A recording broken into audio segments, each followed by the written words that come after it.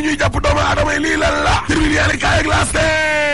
fitnaal koo xam ne moom la ñu naroon a def kon ci biir réew mi day waaw looloo senn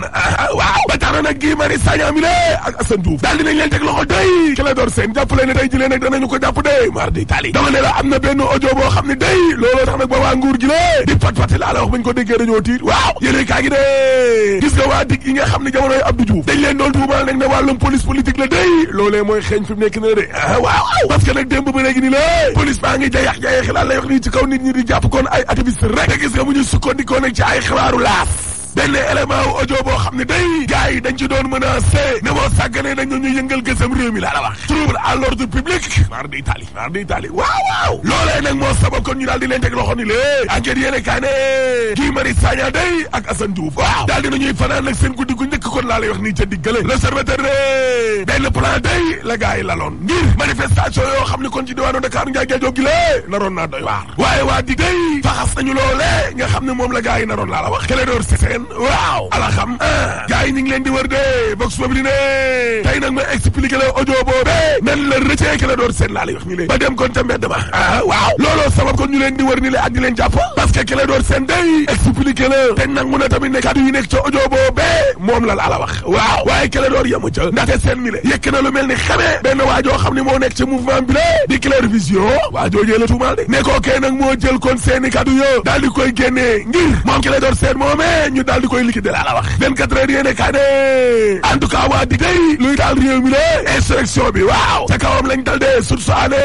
loolee day la kilifa am ab ñaaw njort laa la wax insurrection présumée looloo sabab kon ba ñu jàpp Guy Marius Sagna mi la ak Assane Diouf te Clédor Sène day ñi ngi koy wër léegi ko yéene kaa ne de Clédor Sène kay démb ci guddi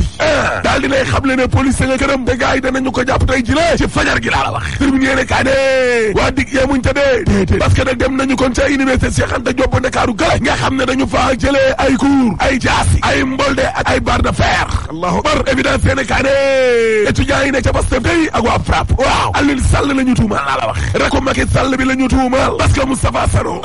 nee na Aliou Sall ci boppam kon ca démb jë la fa ñëw ay 2 heures du matin daal di menacé waa maire di mouvement élèves et étudiants républicains ne leen régler leen problème mu Sonko bi ñëw fii ci université parce que yéen mënuñu weer wu dee ñu jox leen juróom-ñaari millions laa la wax kon nag ñun aussi duñ mën a nangul lii Sonko def fi barki démb Moustapha Sano ne ca ëllëg Sénégal la gars yi génnee kon seen vidéo boobee naan perquisition ñeng patati patata dugg na fi génn te ñun nag li ñuy wax ci rek ko Macky Sall bi la di Aliou Sall dañ cee yor ay preuve yu leer nañ yéen kaa gi ne en tout cas teg loxo bi nga xam ne kon ñu ngi koy teg loxo ni le waa Pastef ak activiste yi waaw lii police di def ni le fitna gi wóorul kay Ahmed Khalifa Niass tey daal dinay jokkoo téléphone ak Ousmane Sonko xamal ne ko carrément moom Ahmed Khalifa Niass ne ko maa ngi lay jàppale dina soutenir yow Ousmane Sonko Abdoulaye Sow APR Kër Massar ci tribune yéene kaay waaw nee na man damaa waxeewul sax ne casquette APR damay wax en tant que citoyen dama ne la gis nga coow lii ñaare ko seq laa la wax ku jigéen ki porté na plainte kon nag nañ leen respecté suñu justice bi lée Abdoulaye Sow APR Kër Massar yemu ca ndaxte nee na ñi nga xam ne nag maanaam ñoom ñooy ruux yenn jeunes yi di leen manipuler ngir ñu taal réew mi loolee nañu ko dakal laa la wax le témoin yéene kaay ne commission ad hoc ba dee daal dinañu jébbal nag njiital Pastef plénière ba Ousmane Sonko kay séeras la ñu ko jëmee de abattoir ba la jëm dañ koy rey de immunité parlementaire am dañ koy laal de sursaane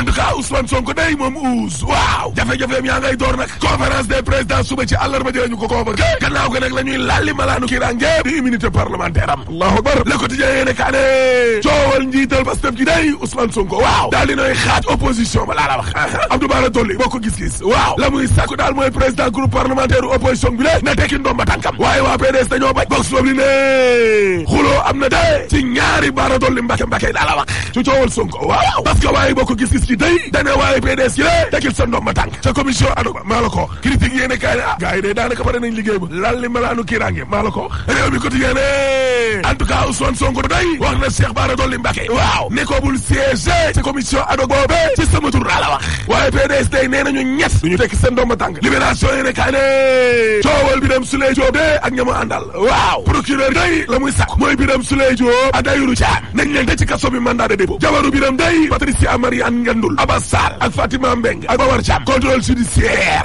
nañ leen bàyyi ñu ñibbi waaye buur da leen di tëg bët dossier ba day dénk nañ ko nag doyen des juges bi nga xam ne tey ji lay commencé di déglu gaay waaye Aline Badara Diam mi nga xam ne kon ca Ndar la ñu ko jàppee nag jàngalekat bi day ndeke see Pikine bi lay jàngale te membre Benno Bokk Yaakaar la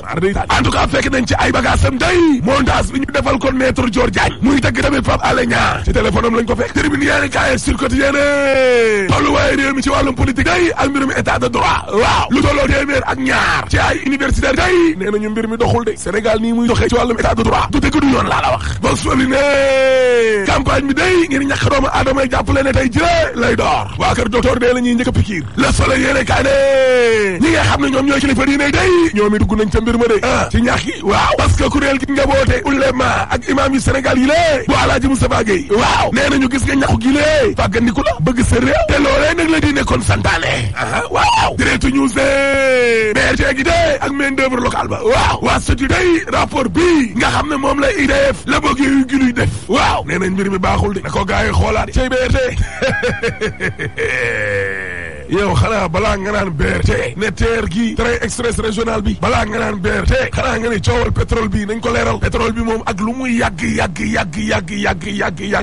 dana mës a leeri parce que suul gaz du ko tere xeeñ te troisième mandat dañ ko fiy tere rek boo paree ma ne la alaaji tëjal